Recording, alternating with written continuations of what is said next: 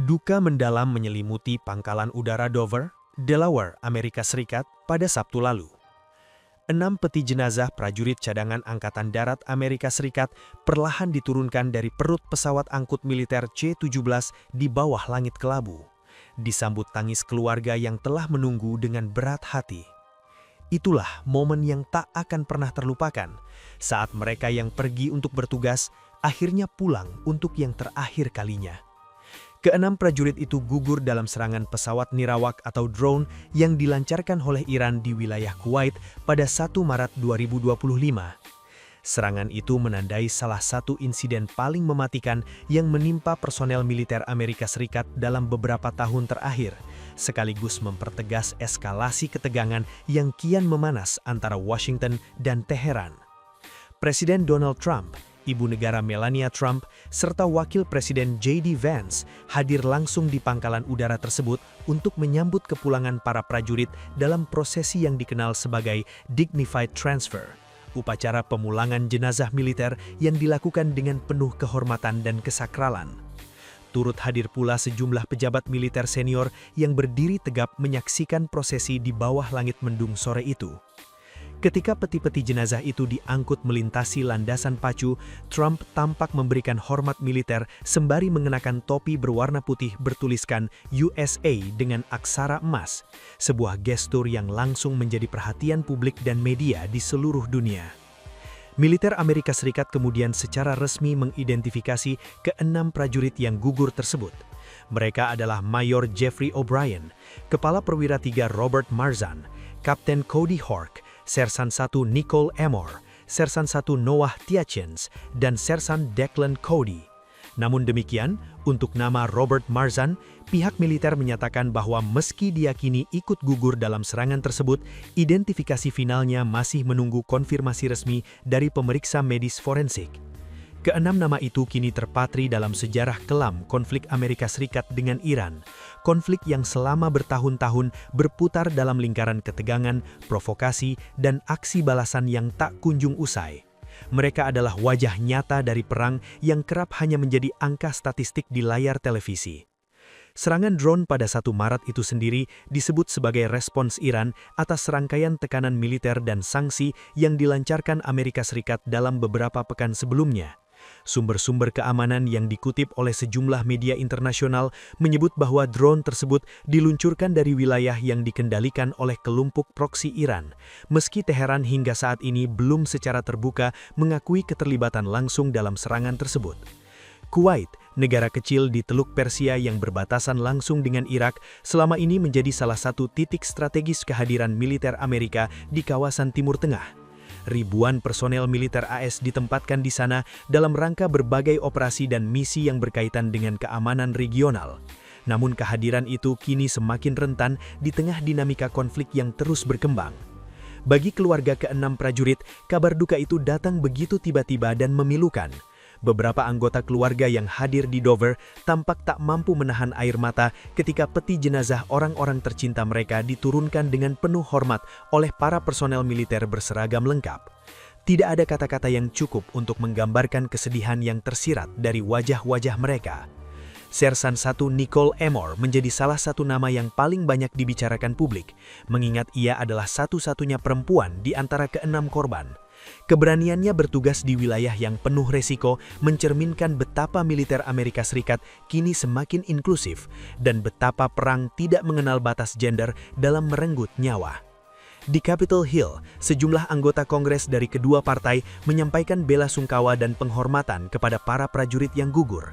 Beberapa senator dari Partai Demokrat menggunakan momen ini untuk mempertanyakan kembali strategi militer pemerintahan Trump di Timur Tengah.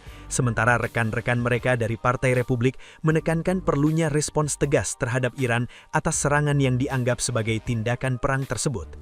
Pemerintah Iran sendiri melalui juru bicaranya mengeluarkan pernyataan yang menolak tudingan langsung dari Washington. Teheran menegaskan bahwa mereka tidak bertanggung jawab atas serangan tersebut dan menuding Amerika Serikat tengah menciptakan narasi palsu sebagai justifikasi untuk tindakan militer lebih lanjut. Pernyataan itu tentu saja semakin memperkeruh suasana diplomatik yang sudah sejak lama berada di titik beku. Komunitas internasional pun mulai angkat bicara. Sekretaris Jenderal Perserikatan Bangsa-Bangsa menyerukan semua pihak untuk menahan diri dan kembali ke meja perundingan. Sementara sejumlah negara Eropa menyatakan keprihatinan mendalam atas potensi eskalasi konflik bersenjata di kawasan Teluk yang bisa berdampak luas terhadap stabilitas energi dan keamanan global. Di dalam negeri Amerika Serikat, insiden ini memicu perdebatan publik yang intens. Media sosial dipenuhi oleh ekspresi duka, kemarahan, hingga perdebatan sengit soal apakah Amerika Serikat seharusnya memperluas keterlibatan militer mereka atau justru menarik diri dari Timur Tengah. Nama-nama ke-6 prajurit yang gugur menjadi trending di berbagai platform digital, dengan miliaran pengguna menyampaikan penghormatan secara virtual. Trump sendiri, usai prosesi di Dover, memberikan pernyataan singkat kepada awak media. Ia menyebut ke-6 prajurit itu sebagai pahlawan sejati bangsa dan berjanji bahwa kematian mereka tidak akan dibiarkan berlalu begitu saja tanpa konsekuensi. Pernyataan itu ditafsirkan oleh banyak pengamat sebagai sinyal bahwa pemerintahannya tengah mempertimbangkan langkah balasan terhadap Iran, meski bentuk konkretnya belum diumumkan secara resmi. Sementara itu, Departemen Pertahanan AS atau Pentagon menyatakan bahwa investigasi penuh atas serangan drone di Kuwait masih terus berlangsung. Mereka juga mengkonfirmasi bahwa penguatan keamanan di seluruh fasilitas militer Amerika di kawasan Timur Tengah tengah dilakukan sebagai langkah antisipasi. Bagi Amerika Serikat, Sabtu di Dover itu bukan sekedar upacara. Ia adalah pengingat keras bahwa di balik setiap keputusan geopolitik yang diambil di balik meja, ada manusia, ada keluarga, dan ada nyawa yang menjadi taruhannya. Ke-6 prajurit itu telah membayar harga tertinggi yang bisa diminta dari seorang warga negara. Dan saat peti-peti itu akhirnya berlalu dari landasan pacu Dover menuju peristirahatan terakhir mereka, satu hal menjadi jelas. Perang dalam bentuk apapun selalu meninggalkan luka yang jauh lebih dalam dari yang terlihat di permukaan.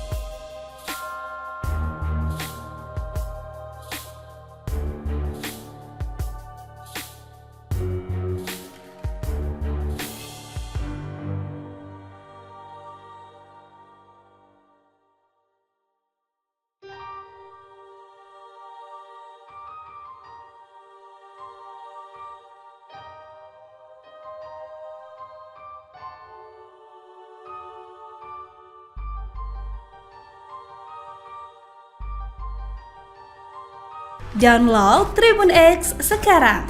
Menghadirkan lokal menjadi Indonesia.